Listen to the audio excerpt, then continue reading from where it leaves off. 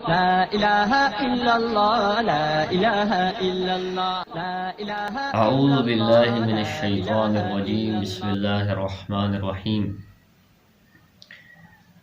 اس سے پہلے ہم سورۃ البقرہ کے رکوع نمبر 11 کی آیات 87 اور 88 پڑھ چکے ہیں۔ آج ہم سورۃ البقرہ کی آیت نمبر 89 سے پڑھیں گے۔ وَلَمَّا جَاءَهُمْ كِتَابٌ مِّنْ عِندِ اللَّهِ مُصَدِّقٌ لِّمَا مَعَهُمْ وَكَانُوا مِن قَبْلُ يَسْتَفْتِحُونَ عَلَى الَّذِينَ كَفَرُوا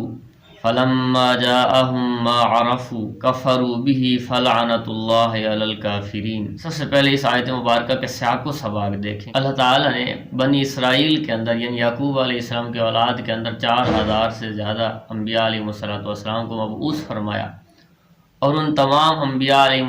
السلام نے رسول اللہ صلی اللہ علیہ وسلم نبی آخر الزمان محمد عربی صلی اللہ علیہ وسلم کی نشانیاں بھی بتائیں اور آپ کے نبی آخر الزمان ہونے کی خوشخبری اپنی امت کو سنائی، اور ان سے یہ وعدہ لیا کہ اگر تمہارے درمیان یہ نبی آ جائے تو اس پر ایمان لے آنا، ان کی مدد و نصرت کرنا، ان کا ساتھ دینا۔ اور یہ پیشین گوئیاں، یہ خوشخبریاں بنی اسرائیل کی تمام کتابوں کے اندر موجود تھیں،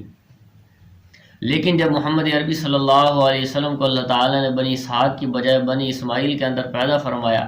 تو وہ حسد اور عناد کی وجہ سے آپ پر ایمان نہ لا سکے، اگرچہ وہ رسول اللہ صلی اللہ علیہ وسلم کی سچائی، آپ کی دیانتداری، آپ کی حقانیت، آپ کے نبی ہونے کو اچھی طرح جانتے تھے، لیکن ضد اور عناد کی وجہ سے ایمان نہ لائے۔ اور اس کے علاوہ جو مشرکین ان کے ارد گرد رہتے تھے، ان مشرکین اور یہود کی جب آپس میں لڑائی ہوتی تو یہود ان مشرکین کو یہ کہا کرتے تھے کہ نبی آخر الزمان آنے والے ہیں، جب وہ آئیں گے تو ہم تم پر غالب ہو جائیں گے اور ہم پوری دنیا پر قابض ہو جائیں گے۔ لیکن جب رسول اللہ صلی اللہ علیہ وسلم تشریف لے آئے تو یہود ضد اور عناد کی وجہ سے ایمان نہ لائے۔ تو مشرکین سے مقابلے کا وقت یہ دو باتیں کہا کرتے تھے، ایک یہ کہ جب نبی آخر الزمان تشریف لائیں گے تو ہم تم پر غالب ہو جائیں گے۔ وہ نبی کریم صلی اللہ علیہ وسلم کی بعثت کے لیے اللہ تعالیٰ سے دعائیں مانگا کرتے تھے کہ یا اللہ اس نبی آخر الزمان کو بھیج تاکہ ہم ان کے ساتھ مل کر ان مشرکین کا کلا کما کریں، ان کو شکست دیں اور زمین کو شرک اور بدعات سے، رسومات سے پاک کر دیں۔ لیکن آپ علیہ السلام کی آمد کے بعد وہ لوگ ضد اور عناد کی وجہ سے ایمان نہ لا سکے۔ تو اس آیت مبارکہ کے اندر اسی چیز کا ذکر ہے۔ تو اس آیت مبارکہ کا لفظی ترجمہ دیکھیں۔ وَلَمَّا، اور جب جاءہم، آئی ان کے پاس، کتاب من عند اللہ،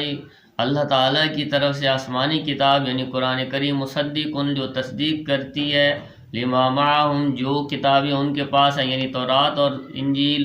وکانوا، اور وہ تھے، من قبل، اس سے پہلے یعنی رسول اللہ صلی اللہ علیہ وسلم کی نبوت سے پہلے، آپ علیہ السلام پر وحی نازل ہونے سے پہلے،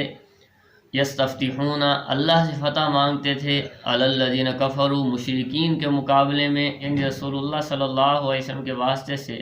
مشرکین کے مقابلے میں اللہ سے فتح مانگتے تھے۔ فلما جاءہم، پس جب آیا ان کے پاس، ما عرفوا بہ، جس کو وہ اچھی طرح پہچانتے تھے، کفروا بہ، تو انہوں نے انکار کیا اس کا، فلعنۃ اللہ علی الکافرین،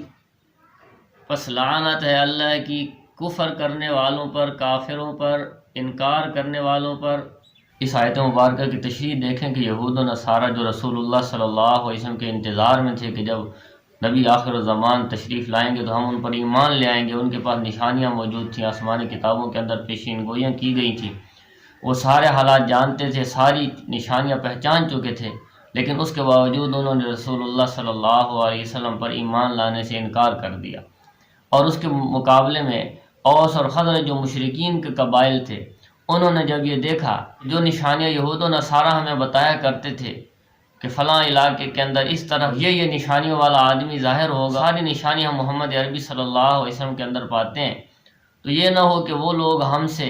ایمان لانے میں پہل کر جائیں، تو ہمیں چاہیے کہ ہم ان سے پہلے ایمان لے آئیں۔ تو مشرکین جو ہے وہ یہود سے پہلے ایمان لے آئے اور ایمان لانے کے اندر ان سے سبقت لے گئے۔